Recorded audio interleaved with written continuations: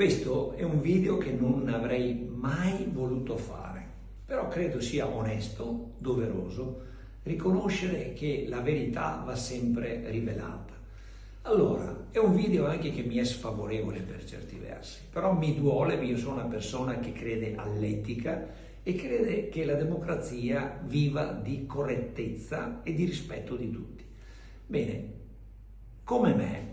per queste elezioni del 23 e del 24 di novembre 2025 c'era un candidato, una persona, tra l'altro un consigliere uscente del Veneto orientale, un'area del Veneto dimenticata dagli uomini e non dico da Dio perché fortunatamente Dio è più attento, ma diciamo dalla politica e dalle istituzioni, che riguarda circa 6-7 comuni appunto del Veneto orientale,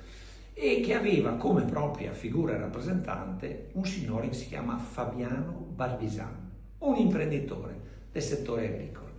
Fabiano aspirava ad essere candidato, va bene, il suo partito ha deciso di non candidarlo, non lo so e queste dinamiche non mi interessano.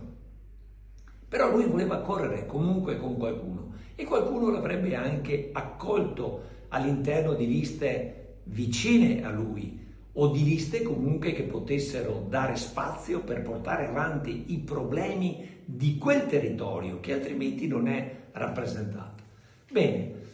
il motivo per cui questa persona, questo imprenditore, questo consigliere uscente, Fabiano Barbisan, è stato escluso è perché sulla stampa è andata la notizia che Fabiano sarebbe stato attinto da un grave procedimento penale per truffe ai danni dello Stato, per contributi europei che non gli spettavano e bla bla bla bla. In realtà, e non entro nell'aspetto legale, che però ho conosciuto, perché lui ha una valente avvocatessa che lo difende, quindi sarà lei a procurarsi e a preoccuparsi di tutte le iniziative. A me interessa l'aspetto politico. Sulla stampa è andata la notizia che lui aveva questa pendenza grave di natura penale. In realtà non è così, perché la notizia è andata sulla stampa il 19 di ottobre 2025. Ma lui, già il 17 di ottobre, questo è il provvedimento del giudice estensore dottor Alessandro Gusmitta del Tribunale di Padova,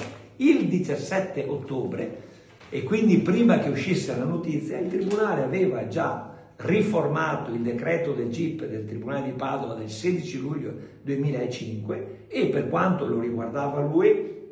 revocava il sequestro nei confronti anche di Fabiano Barbisan e della nuova Annia SS, che è la sua azienda,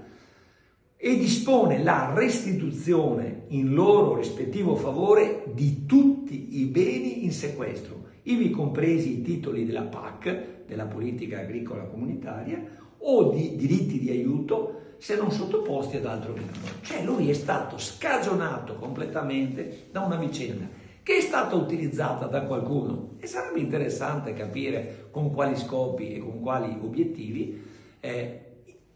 divulgandolo sui giornali, sapendo che c'era già questo provvedimento che ripeto è del 17, mentre sulla stampa è andato il 19 per dire che era sottoposto a un processo penale, cose delicatissime, utilizzo improprio, non dovuto e quindi illegittimo di contributi